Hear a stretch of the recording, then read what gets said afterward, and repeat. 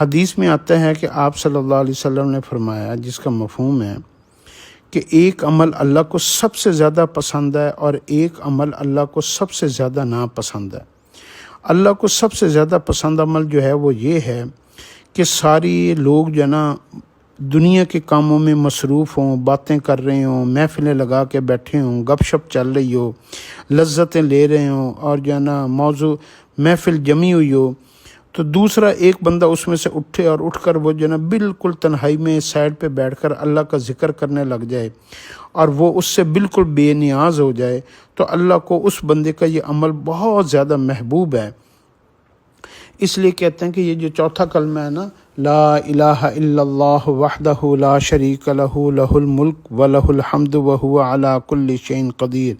تو یہ اگر مسجد میں پڑھیں تو اس کا ایک کا ثواب ہے، اگر یہ بازار میں جا کر پڑھیں جہاں لوگ غفلت میں ہوں، بالکل دنیا میں کھبے ہوئے ہوں، تو وہاں پر 10 لاکھ دفعہ پڑھنے کا ثواب ہے۔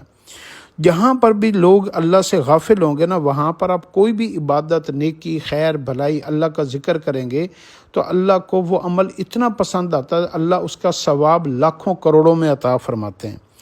اور دوسرا اللہ کو جو سب سے زیادہ ناپسند عمل ہے نا، وہ یہ ہے کہ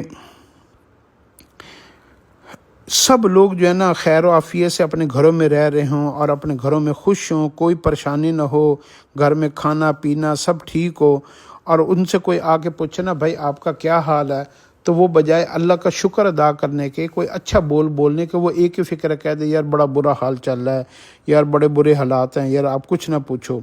تو وہ اللہ کی اس طریقے کے برے کلمات کہہ کر جب لوگوں کو اپنی جو اللہ نے اس کو نعمتوں سے نوازا اور خیر اور بھلائی اس کے ساتھ چل رہی ہے اور اس کے گھر میں کوئی پریشانی نہیں ہے، اس کا شکر ادا کرنے کے بجائے وہ ایک فکر کہہ دے یار بڑے برے حالات ہیں، جو کہ آج کل ہماری زبانوں کے اوپر عام ہو گئی ہے کہ یار بڑی ٹینشن میں ہے، بڑی سٹریس میں ہے، یار کام جانا، یہ ٹارگٹ نہیں ہو رہا، وہ نہیں ہو رہا، اللہ رزق بھی دے رہا ہے، نعمتیں بھی دے رہا ہے، لیکن ہم ان ساری باتوں کو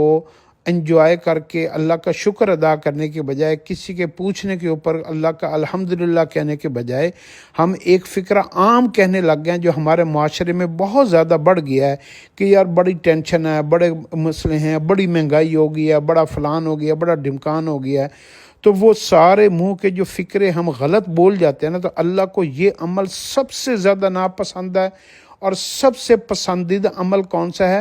کہ سارے لوگ اللہ سے غافل ہوں اور وہ بندہ بیٹھ کر اللہ کے ذکر میں مشغول ہو، تو یہ عمل اللہ کو سب سے زیادہ محبوب ہے۔ یہ عمل آپ بازار میں بھی بیٹھ کر کر سکتے ہیں کہ سارے لوگ کاروبار میں مصروف ہوں، آپ وہاں پر ساتھ تسبیح بھی کرتے رہیں، کوئی ذکر اذکار کر لیں، کوئی تلاوت کر لیں، کوئی دعا پڑھ لیں، تو یہ عمل ہم بازار میں بھی کر سکتے ہیں۔ چوتھا کلمہ پڑھ لیں، تو یہ پسند اور ناپسند اللہ کی آپ نے دیکھنی ہے کہ آپ اللہ کے پسندیدہ عمل کو ساتھ لے کر چل رہے ہیں یا اللہ کے ناپسندیدہ عمل کو اپنی زندگی میں لے کے چل رہے ہیں۔